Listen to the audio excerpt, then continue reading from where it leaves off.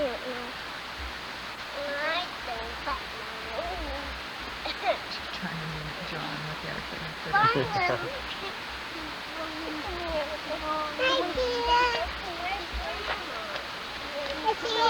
John, they went for a walk. There's nothing to see, Chub Chub. You got a mosquito bite on your belly button. How is it this morning? Oh, much better.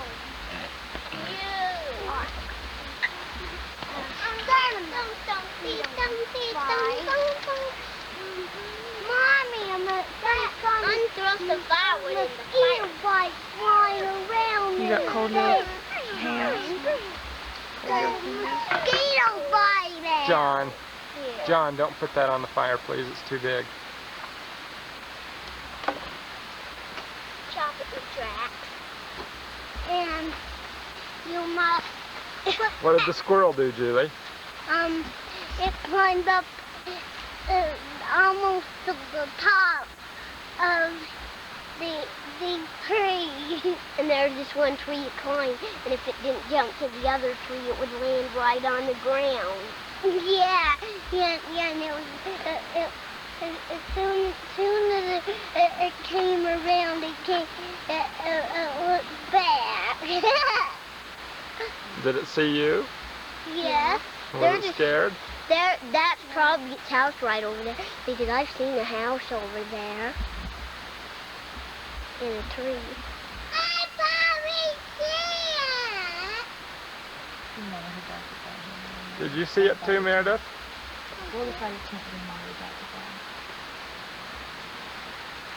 Come here, I'll show you. I'll show you.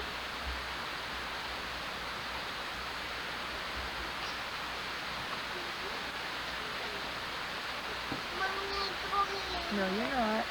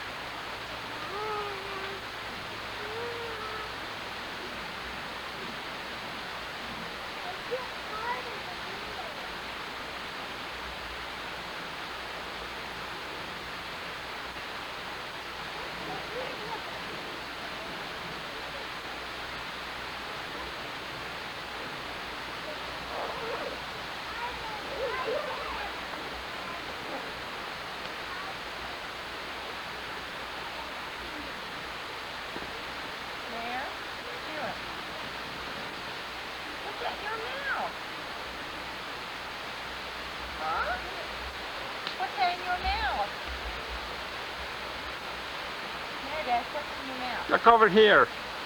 What you got in your mouth? What is that in your mouth? Huh?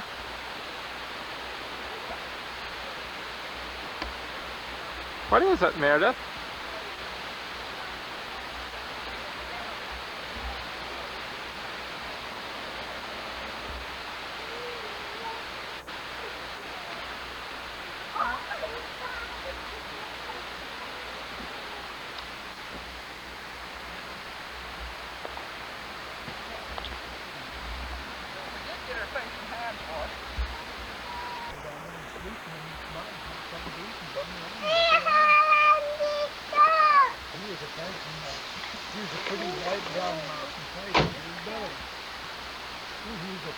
Hey, on the way over here, we shot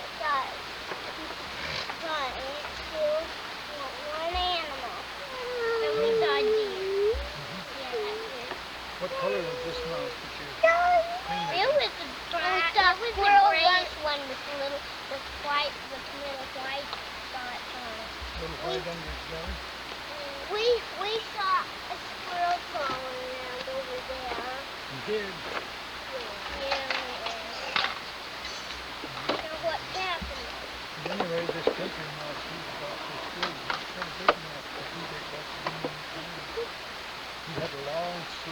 tail. This little mouse here was his tail just little about this long. And it was white. But instead of this mouse being dark gray or dark blue color on his back, was a pretty light mouse.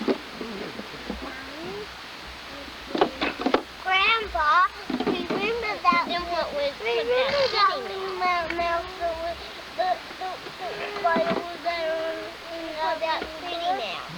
Yeah, and it died and we had to burn it. What about city mouse? But anyway, Something big one. And Grandpa knows. And my dad put it in the fire. but anyway, this country mouse, he went way up to the end of the field one day bumming around. When he got up to the end of the field, and way up there, well, he would see things up the way ahead of him that he didn't understand.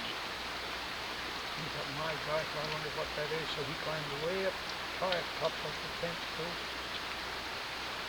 That was a big high thing for him. He climbed up there and he sat up on the top and he looked all around. My, he wondered all the hustle and the bustle and the hurry and the buzz and the bangs away over there. Wondered what all that was about. See that mouse was not running over here. Quiet. Going over here and something shit up. And anyway, while he was looking around, he seen another something over there, a little animal. He didn't quite understand, so he climbed down the post and he ran over there, and you know what he met?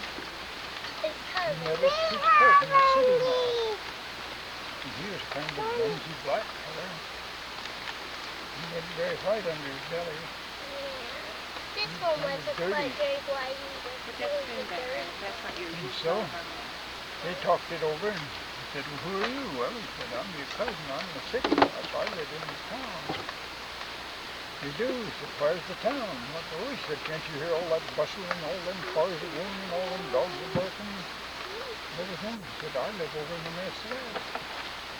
Where do you live? Oh, he said, I live down in that field, and all them nice bushes on the side. Over in that old dry, desolate place. He said, how do you survive? Oh, he said, I get by real good. He said, I have lots of corn, beans, grass seed. Things like that to eat. Come on down to my house. So the city mouse said, sure, I'll go.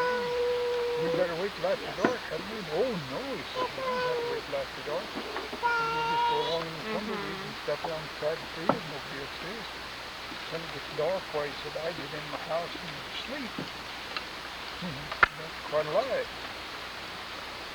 Man, I usually sleep in the daytime because I just got caught out here and didn't get back home in time. So when I get up under these bushes, that's when you see me. And I was going to dig around there and find a place so I could sleep till dark and then go back.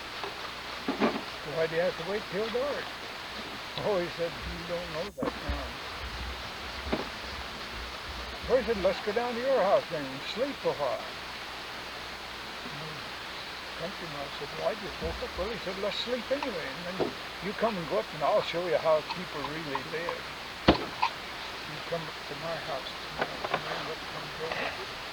So they went back down to the country mouse's hole and they called down in and said, the mouse just smell in. I said, this place don't smell very fancy. What do you eat? We got Euphoria. Then what? He said, well, here, he said, have some of this nice grass so you can chew down behind grass. He said, that tastes like old wooden stick. He said, the wooden to be said, it's really good for you. Here, have one of these beans. He bit on the bean, and it's so hard, he said, gosh, I can't chew that. It'll break my teeth all off. Well, have a kernel of corn. Because, he said, I can't eat that either. How do you chew the stuff? Oh, he said, it's easy. And he took the kernel of corn and just gnawed it right out. Well, he said, you come back up with me and I'll show you what living really is. He said, I'm going to sack out. And he laid down and went right to sleep. Little country mouse said, he didn't fall, but before he took on the after that, he got a few more beans and passed them down and then came around and ready for winter. After a while, the country mouse, the city mouse, he began to yawn and stretch and he woke up. So So he said it's about time for us to go. If we're going to get up there, time for the big party tonight, we better be on the road. So they started out. When they got up, pretty quick they come to the highway. And they got ready to cross. Country Mouse, he was going to go right on across. And his mom said, hey, he said, don't, car will run over you. He said, what? And then you can't see any lights coming. Then we run across. So they ducked across the road when there wasn't any cars coming. Got on the other side while the City Mouse grabbed his hand and ducked him into bushes and said, here, come here. There's a dog right over there, and we get after him. He'll kill us both. Said, just tiptoe right through here and be real careful, and we'll go up around. And my gosh, they got into one mess after another. Every place they went, why the City Mouse, he grabbed him and jerked him back out of sight. Had him so spooky, he didn't know what to do. Finally he said, now if we can get across this one real bright place over the house, he said, you watch. When we go over there, he said, see that little window there? And he said, what's a window? Well, he said, watch me and do just what I do. So this City Mouse, he waited, and when everything was right, he made a wild run over and jumped down into a place. The Country Mouse, he come after him, and he just flopped around and made a big noise, and he said, you can't make a noise like that. He said, the old cat'll hear you and be right out here. Boy, cat's death on mice. And he said, you've got to crawl through this hole. And Country Mouse was so big he couldn't hardly squeeze through a little hole and around through. Now I said, when you squeeze through, why watch me and do what I do. So he squeezed through the hole and flopped, he went out of sight. Country Mouse, he squeezed through, and when he let go, he thought he'd never quit falling. When he let in some dust and stuff that made him cough and sneeze. He began to rub his eyes, and City Mouse was there, and he said, don't rub your eyes. He said, you're in the coal bin, and that coal dust will make your eyes sore if you go to rubbing them. And I said, come on over here and we'll hide for a little while, and then you stay right here and hide up. And I'll go look around and see if everything's in clear, and if it does, well, we'll go up and we'll really have a dinner. Gosh, the Country Mouse thought, I don't like this. You've got to be so darn careful all the time. You can't do anything you want to, and it's always hide, hide, hide, look out, watch out. He was so spooky, he didn't know what to do. Pretty quick he heard the noise, something was stirring around. He wanted to peek out, but he didn't dare, so he hid. He hid under an old dry mop. And the dry mop had oil put on it, so it would pick the dust up. And gosh, it was a stinking nasty thing, but he didn't dare, and he waited and waited, and somebody stirred around and made a lot of noise. And pretty quick he peeked out of one corner, and he could see a big square place like that. It was red hot. Somebody was just stoking the furnace with coal, and they was getting the coal right out of the coal bin right by the side of him. So much dust was stirring up, he was about to sneeze. About that time, while the Country Mouse the City Mouse alongside of him, he didn't know where he'd come from, and he said, be careful, don't make a sound. Because Jim's just stoking the furnace, and if he hears you, he'll be right after us. So they was right fighting. After a bit, the guy shut the door, and away he went. Well, he said, things is going pretty good upstairs. He said, they can't get up there yet, but he said, pretty quick while we'll get up there, and then we'll really get something to eat. He said, they're having champagne and wine and all the good things, and we'll really have a ball. He said, climb up this mop handle, and when you get on the top, why then jump up and catch your fingers on the edge of that board up there, and then crawl up on the top of it and then along it, and then I'll show you where we'll go from there. And the Country Mouse up the mop handle, he went and jumped up and caught it, and he was out of sight just like that. The City Mouse did, and the Country Mouse, finally he climbed up, and he had trouble climbing that slick mop handle. He wasn't used to that. Then he jumped up and just about missed, but he caught it. And finally up he went and around on the shelf and over, and they peeked out a hole. He wanted to step out and have a look. And City Mouse said, oh, no, don't step out there yet. Wait, said they're still. He could hear more people talking and the big noise and everything. After a bit, it kind of quieted down, and City Mouse said, no, you wait right here, and I'll go look and see if the coast's all clear, and if it is, well, we'll slip out and we'll get on the table, and I'll show you what it is to have something to eat. How's the candies? You need to hold your arms and get them warm. Like that. So, Grandpa, is this a short story? Your breakfast is ready. Yeah, quite short. so anyway, the city mouse, he slipped out and he said, come on with me. And he said, but you want to come fast. And they come. So they run over to the table and up under the tablecloth. The tablecloth is hanging down. And got over around the tablecloth, your table leg and head. Oh, a little. He said, watch and I'll look and see if everything's right. And then when the coast's clear, I'll give you a high sign. And you can... So the country city mouse, he climbed up on a chair. He motioned to him to come on. And so he come up on the chair, he went, and then right on up on the table.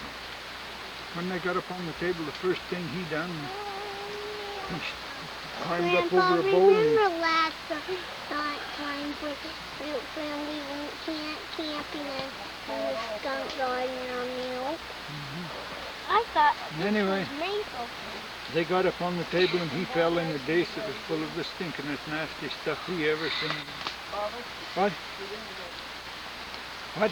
Breakfast. Let's finish the story. Anyway, he got out of that and shook it all off from him and said, what was that? Oh, he said that was mulligan stew, he guessed. He didn't know, but he said, that ain't what we want to eat. He said, come over here. He said, here's a cake.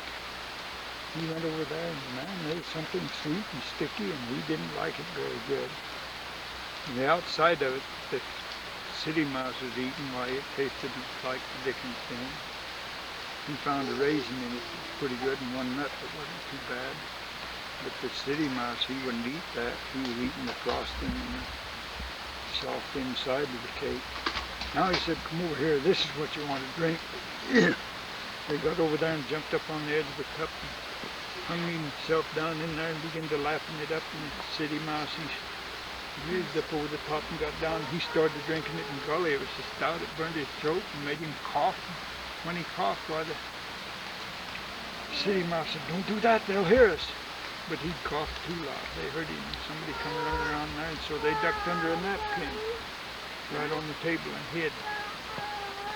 Somebody come and looked all around and moved the napkin, and they run under the napkin with it. They moved right with it. The city mouse had to hold the country mouse's hand and was helping him. And the guy, she said, be quiet, be quiet. So they was being real quiet, and after a bit they quit, and so they got out and they got some cheese and they really ate. So then he got an armful of cheese and he said, come on, let's go now. We've had all we want to eat. And by that time the country mouse, he'd ate some more of the champagne and drunk some more of the beer, and his head was so dizzy and his eyes was so blurry he couldn't see and he didn't know what to do. Oh, he said, straighten up. He said, come on. So they bounced down off the table and made a run to the hole, and about that time here come the old cat. As the country mouse ducked in the hole to get out of sight, the old cat scratched his tail. Scratched it, put there full length, and one of its claws just scratched his whole tail full length.